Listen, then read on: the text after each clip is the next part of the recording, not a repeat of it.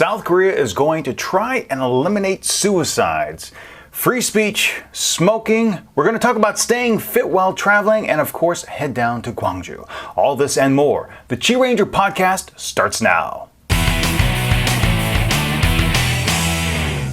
Greetings and salutations, my most excellent friends. Thank you so much for joining me this week on the podcast. I'm your host, Steve Miller, the internet's QiRanger, and this, of course, is the QiRanger Podcast. Now, you can watch the podcast on YouTube, you can download the MP3 from QiRanger.com, or you can subscribe to iTunes and get the podcast delivered right to you, or just take a look at the podcast feed and subscribe in your favorite RSS reader. Now, this week is a very special week for the QiRanger Podcast because we are unveiling the new format for the next season.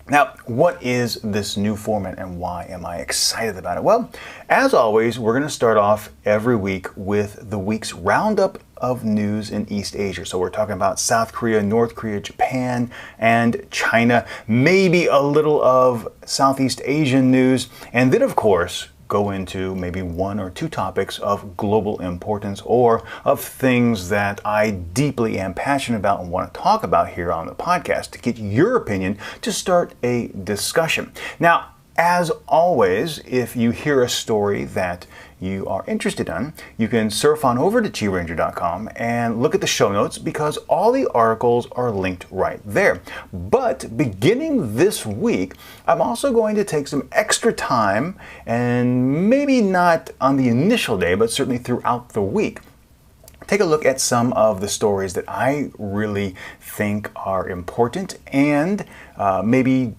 deserve some greater attention. And I'm going to piece together those specific audio clips from this full-length podcast. So when you go back to QiRanger.com, you'll have the opportunity to look at the show notes and listen to only that segment of the broadcast. Now, that will not be available as a podcast download, so you will have to go to QiRanger.com to listen to that. And I'll also be posting those links over on the QiRanger Adventures Facebook page. So if you haven't gone over there, check a look at QiRanger Adventures over on Facebook. I'm going to start doing a little bit more with the Facebook side of things, so make sure you like the page and stay up to date with all the updates. Now, this week I'm also rolling back into the podcast the question of the week. So if you have a question, it can be about traveling, it can be about teaching, it can be about video production, it can be about anything. It could be if you were a tree in the woods, what kind of tree would you be? Whatever question you would like to ask me, send it to questions@QiRanger.com and I will either make a personalized response to you, respond to your email, or if it's a question that I think a lot of people have or would really enjoy talking about, I'll include it in the podcast. But either way, I will get back to you. And a lot of times, if you do send me a question, I will actually put it up on the vlog channel as well. So like this week's question, I think is really good, has a lot of good information on it. So I'm going to actually cut out that entire segment and upload it as an individual video over on the vlog channel because it's I think it's a good topic and a lot of people have that question in mind. So yeah, those are the big announcements that I have this week. So without further ado, let's get started with the news. And welcome back to the podcast. This week we do have a lot of news and I'll try to go through it as quickly as possible, but still giving everything its due attention. And the first stories, as always, will be coming from the Koreas. Now, one of the stories that came out earlier last week was about the Seoul government looking forward to expanding the light rail system here in Korea. Now, currently, Seoul has just an amazing transportation system. It is probably one of the best in the world when it comes to rails. You not only can take the train virtually anywhere in Korea, but here in the Seoul metro area and in Busan and in Daegu and some of the other areas that have a large enough population center, they have really robust metro lines. Now, in Korea, I think, and in especially Asia, the Seoul metro lines are amazing. I think we're coming up on about 20 different metro lines that you can really go anywhere 2-3 hours on either side of downtown Seoul and still be part of the same metro center. It is amazing. However, those are really rail car based. So there are a few light rail lines currently part of that system. And Seoul is looking to expand some 85 kilometers of additional line space to improve service in Seoul. But they're going to do it with light rails versus traditional subways or traditional trains. And it's going to cost about 8.5 trillion won, which comes to about $7.68 billion. Billion with a B. And the government is looking to pay about 36% of that, and the rest coming from private investors. And personally, I think this is a big, big mistake.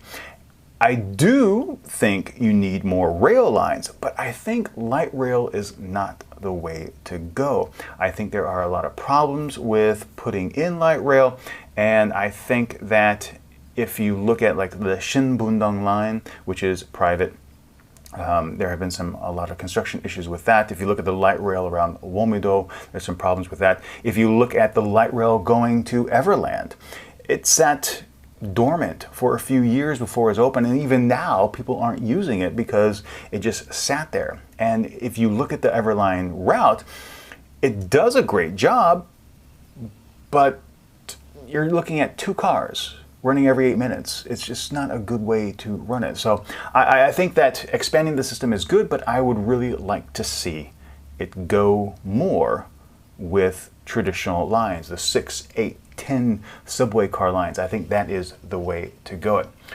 If you take a look at me, I am very, very hot right now because I have the aircon. Well, there is no aircon in this room. The fan is off, the door is closed to get better sound, and it's hot. Now, I bring this up because Korea continues to go through a power shortage, and Korean offices have been asked to keep the temperature at about 28 degrees centigrade, which is 83 degrees Fahrenheit, which is more than I ever kept my home in the United States. And they're trying to do this to eliminate power draw. Unfortunately, that's not the case, and a lot of people are still running air cons throughout the day, running up costs. I can vouch for that because I'm on vacation and I'm here at the apartment all day long. I have the air con running, and our electricity bill was over $550. $200 of that is just the maintenance fee for our our apartment.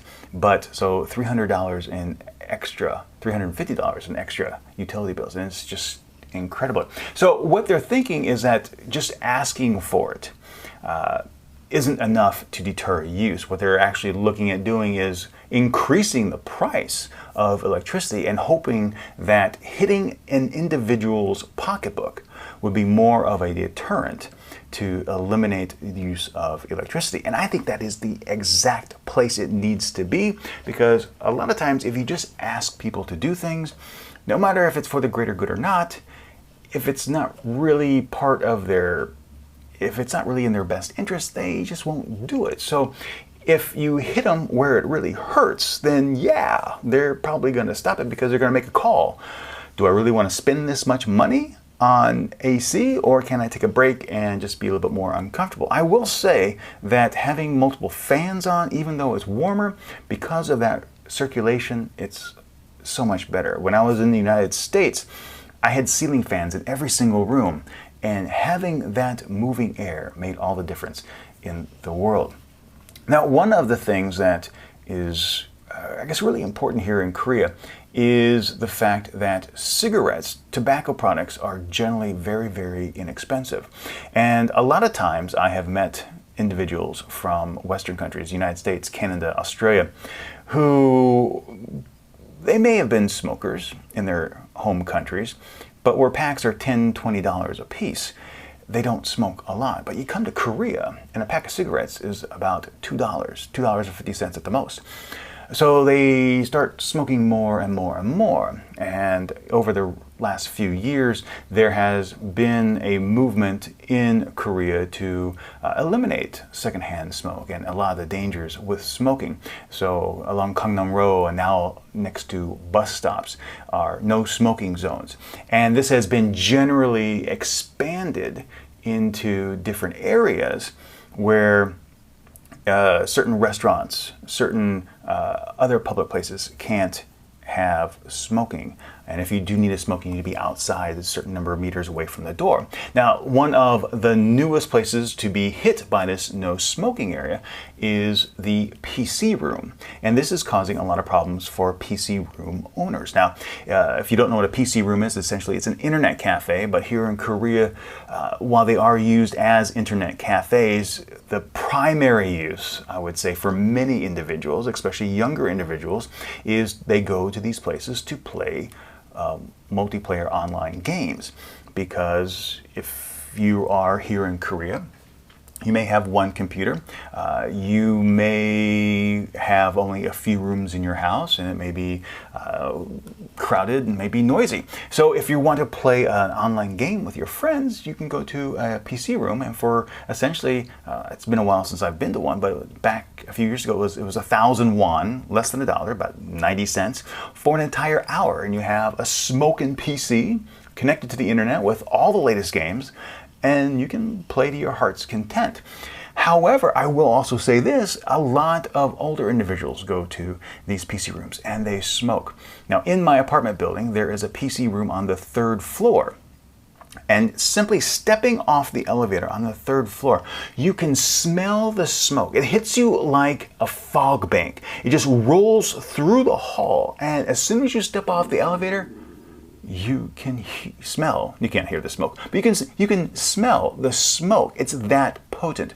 So PC rooms have now been hit with this no smoking area because of the number of young people that frequent them. And PC room owners are crying foul because they can't set up a designated area for smokers, and they're starting to lose some business because pool rooms are not affected by that because they have to be an older clientele.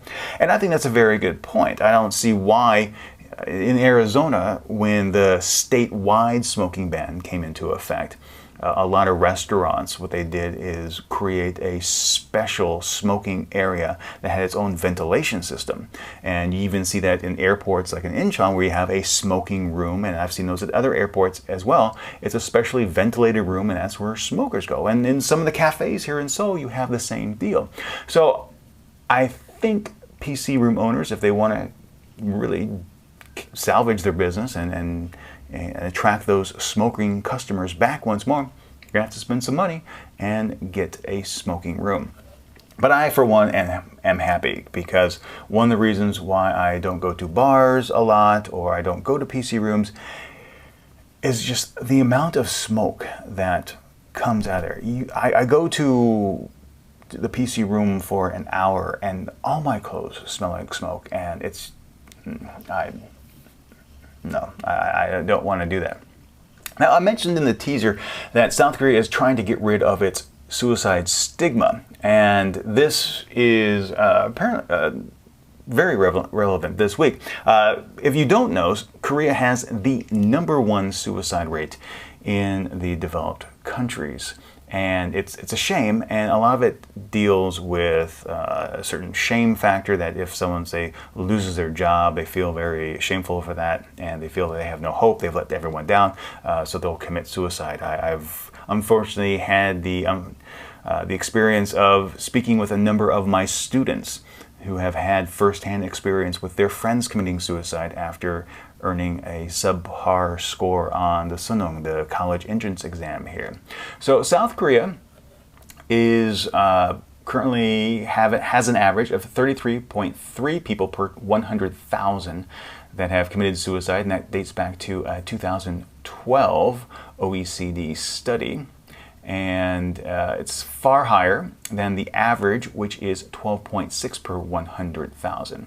So during a policy coordination meeting held, the government has decided to set up a public and private company involving several entities whose background include religious and various civic groups, as well as experts, to explore ways to prevent and educate about the dangers of suicide and to help prevent it. Now, they are also seeking an agreement with various media outlets, and they are trying to limit the publicity of certain suicide cases. And there is going to be a revised law submitted that will be pushed to block access to information available online on how to commit suicide. Now, this, I think, is censorship because you are trying to restrict information. Everyone with half a brain knows how to commit suicide. You're just going to try and end your own life. Now, this comes into play because last week there was a men's rights activist who committed suicide. Now, this story is very interesting in itself because this individual felt that certain women were getting preferential treatment, that the men's rights were being usurped. So he founded this group, he got into debt, and he said, basically, if I don't get 100,000 won, I'm going to jump off the Mampo Bridge. And he didn't get the money, so he jumped off. And it was a big publicity stunt that unfortunately went horribly wrong. His supporters said that he had been training for it, that he thought he could make the jump safely. TV crews were there, and he jumped and he died. And it's very unfortunate, and there's been a lot of questions about what roles did people play in setting that event up. Did the news crew from KBS, did they act responsibly? The sad thing is jumping off bridges in Korea is a very frequent event. The government does need to put into place some educational processes to curb the frequency of suicide.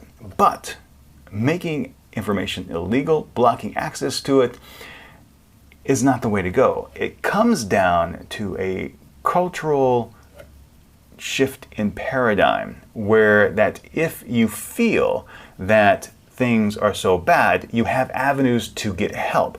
Right now in Korea, there is such a stigma against seeking psychological help that if you do go to counseling, you have this black mark on society and people don't want to have anything to do with you. So if you are in need, if you have suicidal hopes, suicidal thoughts, you really have no avenues that you would have in other developed countries.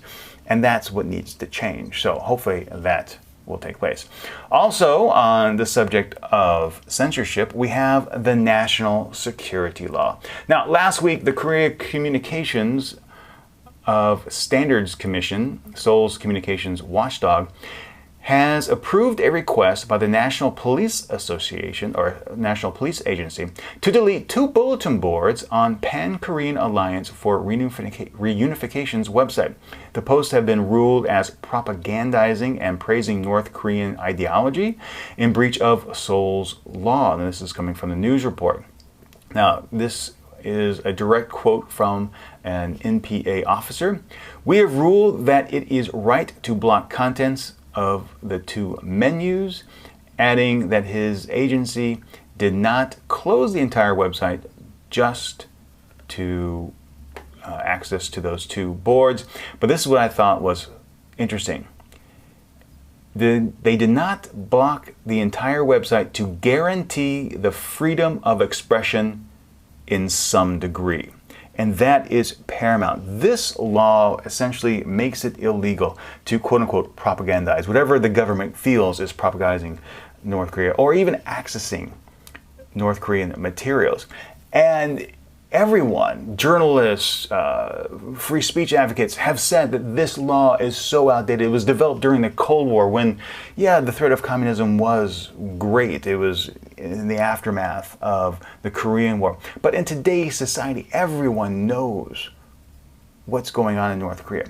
Everyone can make an informed decision. The majority of the people here in South Korea don't care about reading North Korean stuff. And it doesn't really stop anything. You can access North Korean information anytime, anywhere, any way through a VPN. So simply making it against the law is not stopping people. And this really inhibits the way that people can talk about North Korea. And in this particular instance, we have a bulletin board about whatever the contents originally were. You can't even have a discussion about the information without the government being involved. And that is wrong. And finally, from the Korea's Kaesong Industrial Complex. Oh my God. This is just one big mess after another. So after several rounds of talks, nothing came to pass. And Seoul said that if North Korea doesn't come back to the table, they're going to be forced to take some grave measures, to make a grave decision. So please, come back to the table. We want to talk to you. Now, the big impasse with this whole discussion about reopening Kaesong boils down to this. North Korea says, all right, let's go. We want no preconditions. We just want work to resume. South Korea says, not so fast. We want to have assurances that it's not going to close like it is now, that there are safeguards in place to protect businesses. And North Korea says, no, we're not going to play that game. It's either all right now or nothing. And unfortunately, what South Korea doesn't recognize is there is no grave decision that they can make. North Korea has made the decision for South Korea by sticking to their plan of closing Kaesong Industrial Complex and putting it out there that either it resumes the way we want it to resume or it stays shut. South Korea has no negotiating power. And by continuing to give humanitarian aid to North Korea, and by saying that, please, we want to work with you, but only if you do this, or we'll have to make a grave decision, really does nothing to support their position. Essentially, North Korea has all the cards, and South Korea has no negotiating power. There is no way that Seoul's current tactics are going to work. There is nothing being offered that is of benefit to North Korea. They hold the keys to the city. They hold them. You can't get into Kaesong without North Korean permission. So unless Seoul recognizes that and realizes that whatever their approach to reopening Kaesong is, it needs to figure out a way to make North Korea want to open. And just saying that we need assurances is not the way. You're going to have to give them something. I disagree with doing that, but that's the thing. Giving them humanitarian aid, well, if they know they can get the humanitarian aid without having to open Kaesong, that's not going to work. And it's going to have to be something else. And that is unfortunate, but that's the reality of it. South Korea, unfortunately, I think is on the losing end of the negotiation, and North Korea has clearly set the stage that they are in control. Moving on to East Asian news, some people are wondering whether or not Prime Minister Abe over in Japan is doing enough to facilitate the economic recovery. Unfortunately, there was a decrease in wages, about 0.4%, which doesn't show that people are actually making more money. And some folks from JP Morgan are saying that there is a general shift to more part-time work so that companies can save on salaries. They're also saying that while bonuses and overtime are continuing, the actual increase in base pay is not, because people are unsure of long-term futures. Over in Japan also, it has been revealed that toxic levels have been creeping into the nation's groundwater and sea. as a result of the earthquake in 2011, and that's going to cause a lot of problems. I already know some of my Korean friends here have canceled tourism trips to Japan because they are concerned about radioactive levels there, and I don't think that's going to change anytime soon. Japan really needs to address this, and TEPCO really needs to get a handle on containing leaks from the reactor. Japan and the Philippines are vowing for further cooperation in trying to shore up maritime defenses in what they view as China's ever-expanding control of the seas. And they have confirmed that the Philippine Coast Guard will be getting 10 vessels from Japan to help protect Philippine seas. And I think that is an interesting development because if you look at China's stance, they have expanded their quote-unquote territory to include virtually all of the South China Sea, including areas that were previously recognized as territories of Thailand, Vietnam, Indonesia, Philippines, Japan. And that expansion is causing a lot of difficulties in the region. So Abe is actually going to meet with Chinese leader Xi and see if they can come to some sort of agreement about how to address some of these regional disputes, including the Senkaku Dayu dispute as well. And Busan courts have followed Seoul's lead to basically make a judgment against a Japanese company. Now in this case, this is against Mitsubishi Heavy. It was 5 plaintiffs, 4 of whom have passed away, but the complaint was carried forward by their surviving family members.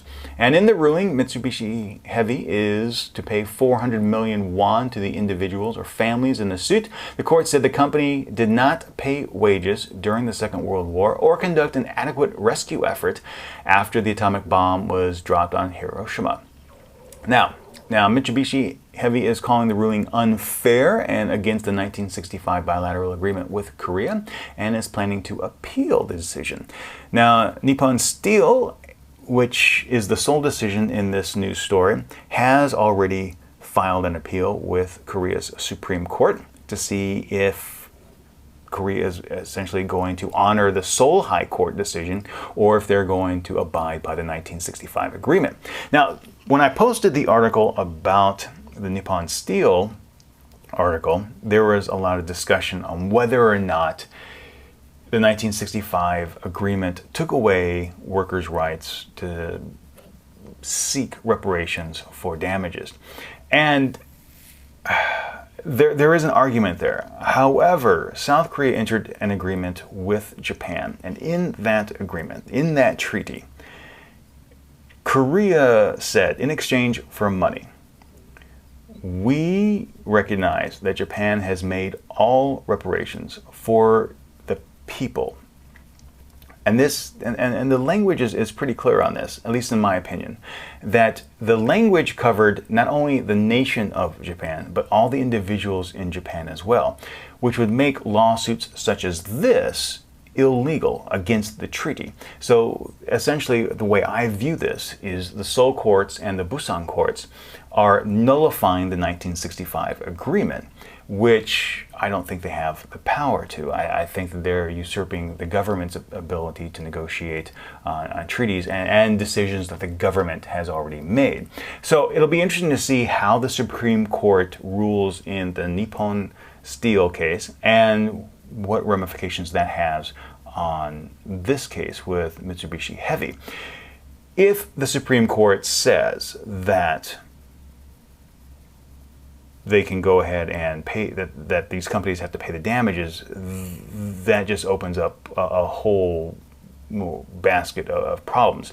Now, previously, the Supreme Court said that the government didn't do enough to protect workers' rights, and they need to go back and renegotiate a settlement. And that particular statement is within the framework of the 1965 bilateral agreement. There's an actual section in there saying that if one party thinks that the reparations isn't sufficient, they can go back in and, through arbitration, negotiate. And that, I think, is appropriate. So in this instance, okay, you could say that, okay, the courts are right in the fact that these companies owe back wages, they owe these individuals more.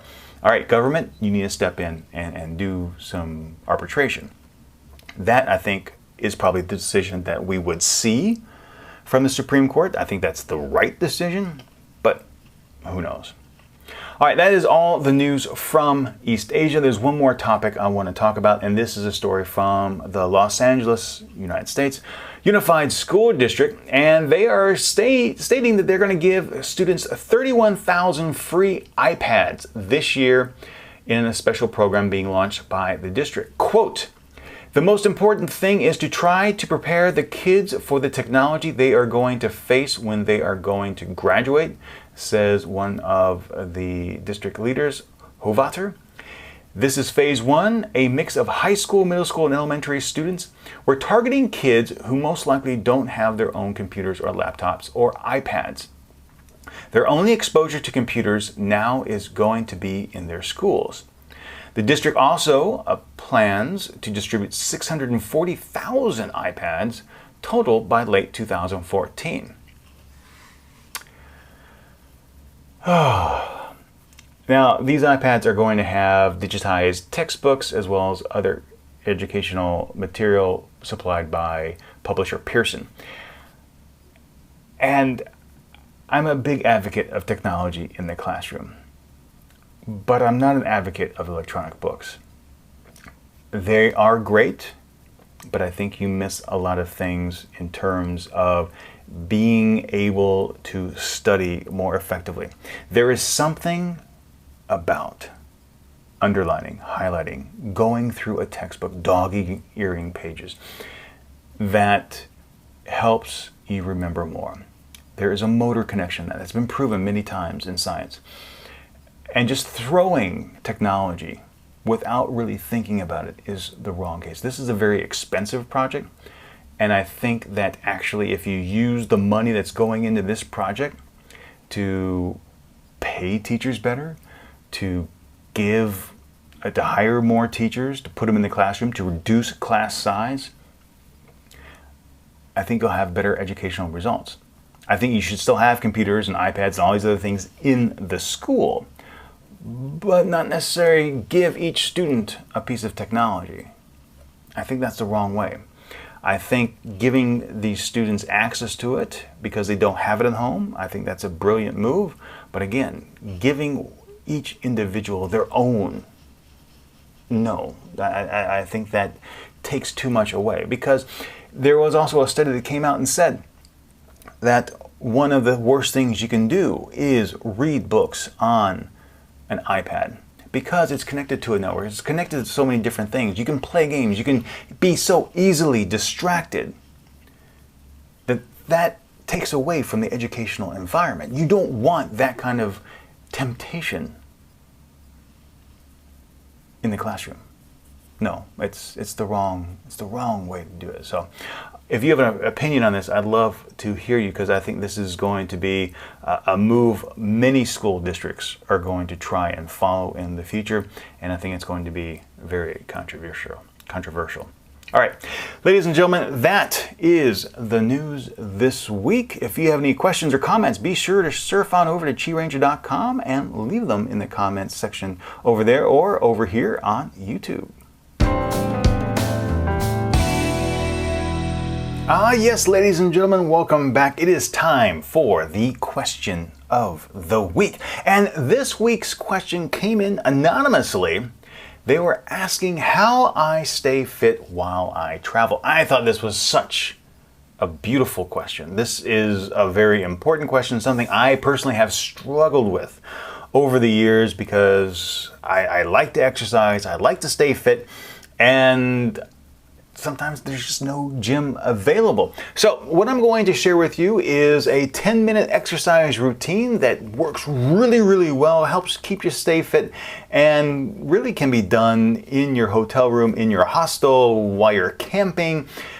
It can be done anywhere, and it is so easy. Now, of course, standard disclaimers, right now. I'm not a doctor, blah, blah, blah. Do these things at your own risk. Consult a physician. Don't blame me. That's what I'm saying. Now, the original routine I came up with was based off of an article in the New York Times, and I expanded it a little bit to meet my needs. Now, the core of this exercise takes about 7 minutes and consists of 12 different exercises, and you do each exercise for 30 seconds.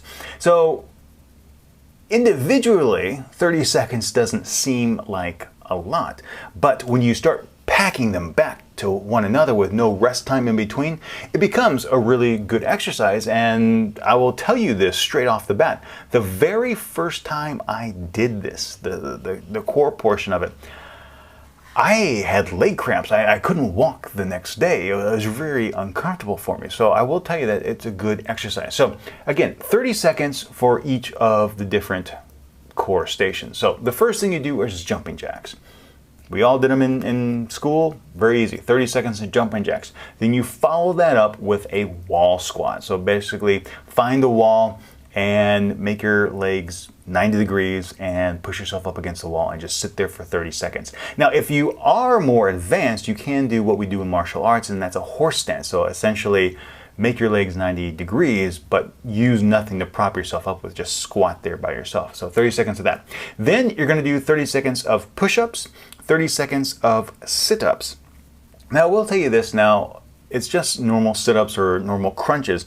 But what I do is I will add in some oblique sit-ups and some leg lifts as well to kind of work different aspects of the abdominal core. Then you're going to do step-ups. Now for this you need a chair, you need a bed, you need something that you can actually lift your body up on. And since you have 2 legs, you're going to do 30 seconds for each leg. From there you're going to do normal squats, so up and down.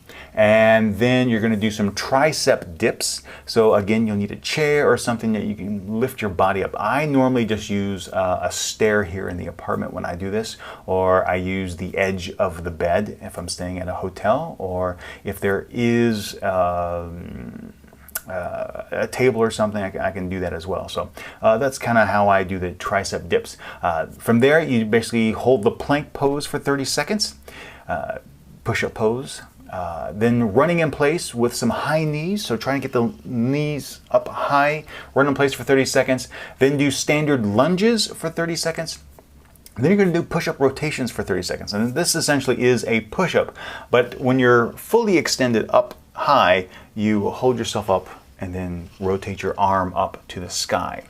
You do that for 30 seconds, and then finally a side plank pose. So you essentially have one arm down and support your entire body with that one arm and hold that for 30 seconds for both the left arm and the right arm. And that's 7 minutes. Believe it or not, that's all it is, 7 minutes. Now from here, I typically rest for about 1 minute, catch my breath, rest, let all my muscles recuperate. And then I do about 20 to 25 burpees or squat thrusts. And this essentially is you start from a standing position, drop down to a squat, hands on the floor, kick your legs out to a plank position, do a push-up, and then repeat up to the standing position. But then I add the jump up into the air. And I do 25 of those. And I will tell you that those, you hear me describe it, doesn't sound very difficult, but it is. And after doing the 7-minute routine, doing the burpees, that will kill you. And a lot of times, if you're not in excellent physical fitness shape, that is really rough. And I believe I actually saw one news article out there saying that burpees is one of the best exercises out there because it works so many different muscle groups. It works so many different core strengthening areas and is also slightly aerobic, that if you can keep it up for a long time as well. A lot of times if I'm here in Korea at my home, a lot of times what I'll do is I'll do the 7-minute core portion of it. I will then run 4 or 5 miles and then come back and do a few burpees after that. So the way I kind of offset that while I travel is Joe and I will try to walk as many places as we can during our vacations to make up for the cardiovascular exertion that my run is eliminated from. So there you have it. That is how I stay fit while I travel. I think it's a lot of fun. If you have any fitness tips while you are traveling, please share them in the comment section. I would love to hear from you. If you have any questions for me, you can always send those to questions@QiRanger.com. I will get back to you. I will either make a personalized video response or include it in the podcast. So look forward to hearing from you.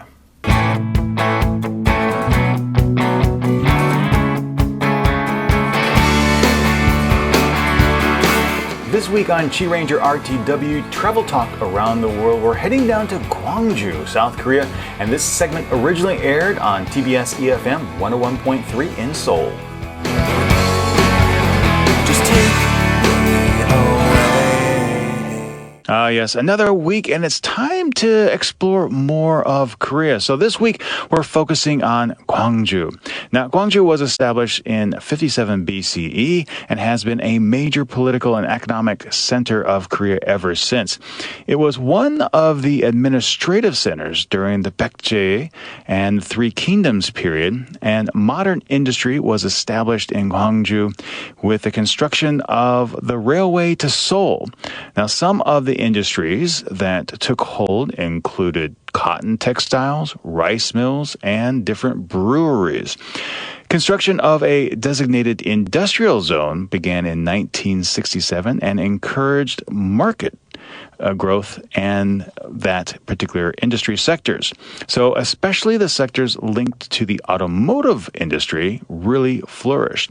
Now, getting to Gwangju is actually very easy because you can do it by bus, you can do it by train, you can do it by car, but they also have an international airport. So if you're flying into Korea, it's actually one of the places you can do so as well. Now, Gwangju and pretty much all of Jeonnam-do's representative food is what is called Namdo Hanjeonshik, or Namdo-style traditional Korean food. Now, Hanjeonshik is a type of meal that, in addition with rice, you have a lot of side dishes that are ceremonially placed on a table. Now, depending on the type of meal that you're getting, you can have as little as 7, but with the full-on Namdo style, you can actually have 30 total dishes. And that is incredible. I've actually gone to a few different types of restaurants where they traditionally present this food. And one of the more interesting restaurants I went to was actually here in Seoul. So you don't actually have to go down to Gwangju to have this meal. But because of the number of dishes that are served with the meal, and because the placement on the table is very important for the meal, they actually serve it table style. And what I mean by that is you sit at the table with your party, and there are little rollers on the table. So instead of just bringing the dishes and placing them out on the table, they actually bring a tabletop itself. They bring this cart, and on the cart is a physical tabletop. And then they actually slide the tabletop onto the table with the rollers. So I think of it as the ultimate way of serving, but more importantly, the ultimate way of bussing a table. So instead of having to pick up each individual dish, you just slide it all away. It is phenomenal. And as with most Korean food, it is so good. Now, as I mentioned, Gwangju is famous for a number of different things, and food certainly is one of them. And there are a lot of different popular dishes in there. They have their own specialty of kimchi. They like to make a lot of food with duck and, of course, chicken. So if you go down there, the one thing that I think you need to be aware of is that you may find just too much good food to eat. Everything is just fantastic. So I'll be back tomorrow with things to go see and do. So have a great Monday, and I will talk to you soon. Yes, Tuesday, day number 2 of Gwangju. And I gotta say, where I'm taking you today is fairly special, fairly rustic in a way, shall we say. So the first stop on our tour of Gwangju is the Sosue Garden. And this is just really beautiful. It is a private garden from the Joseon period where the beauty of traditional Korea is preserved. It was built by Yang San-bo after he gave up his success when his mentor Jo Gwangju was killed during a conflict. Now, Sosue Garden presents itself as a clean and transparent garden where you can enjoy life, and it's just beautiful. It's kind of like stepping back in time, and you can be comfortable. You don't have to have a lot of things around you. So think of it as a very honest and simple lifestyle. But more importantly, one of the things I think that is very special about this little garden is that it is surrounded by bamboo. There are some peach trees as well, and it's just wonderful. There's a little stream with a little garden waterfall. It is perfect. And if you want to go there and relax, it is highly, highly desirable. But one of the things that makes it special is that it's just really right off the road. So you stop there, you exit the busy hustle and bustle of everyday life, and then you're in this beautiful, peaceful garden. So check it out. I think you'll really like it. Now, another place to go see and get that rustic feeling of life is the Nakanupsammin Sok, or the Napseong Folk Village. Now, this is actually located in Jeonnam-do province and contains a town that has a castle that is over 18,000 pyeong in size. Now, for those that have always wondered just what is a pyeong, it's 3.3 square meters, so about 10 square feet rather. Now, it is really, really nice. 100 families still live within the area, so you get to see how people lived so many years ago and how that tradition has continued to move forward today. You can observe the daily dwellings of the people who have lived in the area, but you also can see how those homes differ from what we live in today. So you can see the different clay-floored rooms. You can see the Korean-style verandas.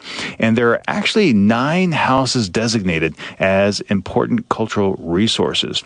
And they, of course, have the very iconic straw roof rooftops that you see so many times at these different folk villages. It is really, really special. And if you've never gone to a traditional folk village, I really recommend doing so. I think you'll really, really enjoy it. It's one of my favorite places just to walk around and stroll. And if you're a photographer, you get some great, great shots because you have the buildings, but more importantly, you have all the farming that takes place there. And it's just very special. So that's it. All I have for today. I'll be back on Wednesday with a little bit more. Yes, my friends, it is Wednesday. This is Steve Miller on Out of Bed with Travis, and this week we're talking about Gwangju. And as I said, we're going to do something a little bit different. So we are going to go down and talk about Art Street. Now, this is Gwangju's Art Street, and it was developed to kind of showcase the local art scene. Now, this street is only about 300 meters long, so it's not very long, less than a quarter of a mile, and it's located behind Jung'an Elementary School, close by the Dongbu police station. And what you can actually find here are a lot of different things. So as you know, I like to go shopping. I like to indulge my wife and try to go out and find some interesting things. So at the Art Street, you can find paintings, you can find ceramics, you can find different writings, you can even find some modern industrial art. And it takes place every day. And on Saturdays, you can have an art flea market that is very famous for very unique pieces that are sold there. Now, what's really cool is that people from all over Korea come here to display items that can be, traditional pieces of art, but also calligraphy materials, different collector coins, you name it, you can pretty much find it there. And one of the things that I love to do is walk through these markets and try to pick out who is going to be the next big thing. That is what makes these markets so nice. Now, if you know me, you know I also love museums. So Gwangju actually has a national museum, and this collects and preserves cultural relics from the Jeonnam-do area.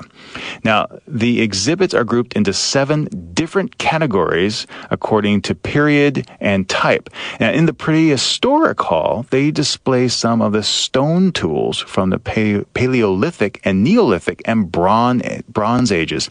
Now, these are really, really cool because, like I've said, I love history, so I cannot imagine the difficulties of living back then without the modern tools that we have now. So stone axes, different kinds of cutting tools. They also have some relics from the early Iron Age. Samguk Hall actually displays many earthenware and ironware from the area of large Ongwon and Jeollado. So it's really, really cool. The Buddhist Art Hall has a lot of items related to religion. There's a painting hall that has different artists from the Honam district. It is beautiful. And if you really want to see some beautiful pottery, you need to go to this museum because the Jeollado is considered the birthplace of Korean pottery. So make sure you go there. It is fantastic. Now, there's actually one other area that I find particularly interesting, and that's the Shinan Ocean Floor Relic Hall. And it's a unique exhibit hall with items on display from a trade ship submerged 600 years ago. Now, the items were excavated during 11 different salvage operations taking place between 1976 and 1984. And they collected over 20,000 different pieces of pottery, metal, stone, wood, and glass. Now, admission to this area is also free on the first Sunday of every month, and the museum is closed on Mondays, making it one of the more unique areas to see in town. Well, that's all I have for today. I'll be back tomorrow with a little bit more. Yes, mountain climbing adventures, one of my favorite pastimes to do in the summer. Now, if you are going down to Gwangju and you don't want to spend all of your time indoors, you of course can do a little hiking. Now, there is one major mountain encircling all the city, and that is Mudongsan, or Mudong Mountain. Now, this peak, or I should say series of peaks, totals about 1,186 meters in height, and there are actually 3 particular peaks that you can see, and they are collectively known as the Jeonsang 3. Now, what makes this hiking destination really, really nice is that it has actually a gradual slope, making it a relatively easy climb for most people. Locals once worshipped Cheonwangbong Peak as a mountain god. Among the more majestic of these sites are Sosokdae, Kyobang, and Ipsokdae peaks. At the base of the mountain are several very famous temples, and Mudongsan is also known for its beauty throughout the year. The fall-autumn leaves of Gibongam and Wakesay are just beautiful. Now, the grass around the Baekma Ridge is spectacular. Now, in the winter, snow and ice on the mountain create exquisite scenery. Now, of course, you can't have a mountain without a temple, and Jungshim Temple is actually located in the western foothills of the mountain. And it is probably the representative temple of Gwangju. Now, it was first founded by Buddhist monk Chogamson Sado-yun in 517. The temple was remodeled in 1094 and then again in 1443. The temple was burned down during the Imjin War, but was later reconstructed in 1609. So it went up, it went down, but throughout the entire history, it's always been fantastic. It actually underwent several restorations before being completely restored during the Korean War, but it wasn't finally fully rebuilt until a period in the 1970s. Now, the temple is also home to a number of artifacts and treasures, and if you want to go there, you can just take a bus in town and get off at the temple, at the bus stop with the same name of the temple, Jungshimsa. Now, you have to be aware that because it is a temple located on the mountain, the bus stop isn't right there at the temple. It's about a 20-minute walk. So just keep that in mind if you're a little tired or if it's very, very hot outside. Now, the Huije Museum of Korean Art is also located in Gwangju, and this museum was established in memory of the famous Korean artist Hwee Baek-ron. Now, construction of the museum ended in December 1999, but the museum wasn't officially opened until 2001. Now, it was built to mimic the curve of a gently sloping road, and the museum actually has one of Korea's most unique designs. And in fact, it won an award for its architectural design. Now, it measures 6,000 square meters in size, and it has two different exhibition rooms, including a tea ceremony room for visitors. So it's actually a lot of fun to go there. I think that if you do go there, you will not be disappointed. So that's all the time I have today. I'll be back tomorrow, Friday, with a few more things about Gwangju. Yes, my friends, it is Friday. It is a fun day, so I hope you have a lot of fun things planned for today. As we wrap things up with Gwangju, I have a whole list of fun things that you can see and do while you're there. And I would be remiss if I did not talk about Live Guitar Street. Now, this is over in Sakjik Park, and it is the mecca for guitars. You have acoustic guitars, you have electric guitars, you have virtually any kind of music under the sun that is played there. And of course, there's good food and of course, a few adult beverages that can be there. And you get performers all over coming there to play not only cover songs from classic pop and classic American artists like Elvis Presley, the Beatles, but you also have some other kinds of music like trot being played there as well. So if you like music, I really recommend heading down there and checking it out.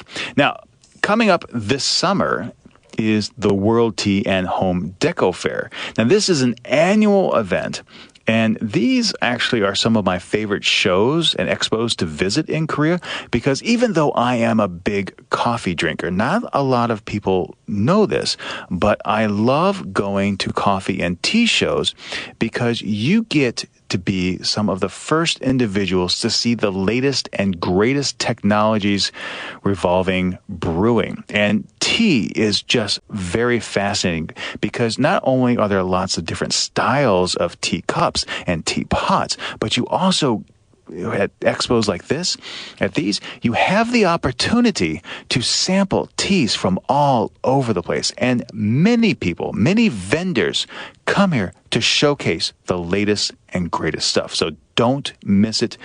Check it out. It's coming up this summer. It's fantastic. Also taking place later on in the year is the Gwangju World Music Festival, and that's currently scheduled to take place September 6th and 7th. And this, again, is an annual event. And what's unique about this music festival is that it brings together different genres of music from all over the world. So not only do you have Korean traditional music, but you have Latin, you have jazz, you have African beats, and you have so much more. So if you love music and want to experience something a little bit different, head down to Gwangju this fall, this September, and check out the World Music Festival. And one last thing, as I mentioned on Monday, Gwangju is famous for its kimchi. So this upcoming October is, of course, the Gwangju Kimchi Festival. And this is fantastic because not only do they have lots and lots of examples of different kinds of kimchi that you can taste, that you can purchase, you have the ability to make kimchi. And this is why you go there. It is probably one of the most fun experiences you can ever have. And we have made kimchi, I want to say probably half a dozen times over the years. And every time it is just amazing. And what's good about this is that, as you know, in December, we have Kimjang, the big kimchi making experience coming up at the end of the year. So because this is in October, you get the opportunity to go out and make kimchi on a smaller scale. So if you find that you really do enjoy making kimchi at home, when Kimjang comes around, you can actually make it in a larger scale and have that delicious, delicious food right in your own refrigerator. It is so much fun. It is truly a great sharing experience. And I think that if you love kimchi as much as I do, this is something you have to do. Well, believe it or not, that's all the time I have today. That's all the time I have this week. I'll be back on Monday with more. So until then, have a great weekend, and I will talk to you soon.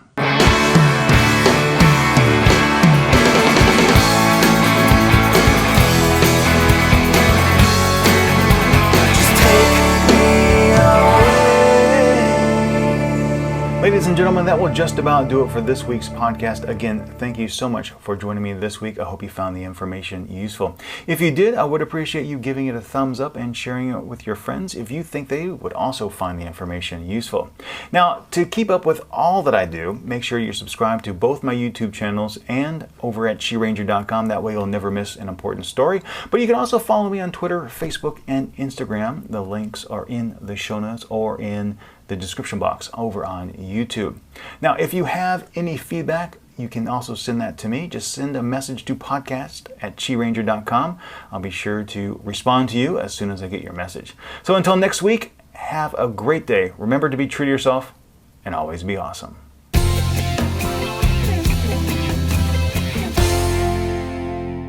The QiRanger Podcast is written and produced by Steve Miller and licensed under a Creative Commons Attribution Non-Commercial No Derivatives 3.0 Unported license. Morning Blue was written and performed by Josh Woodward.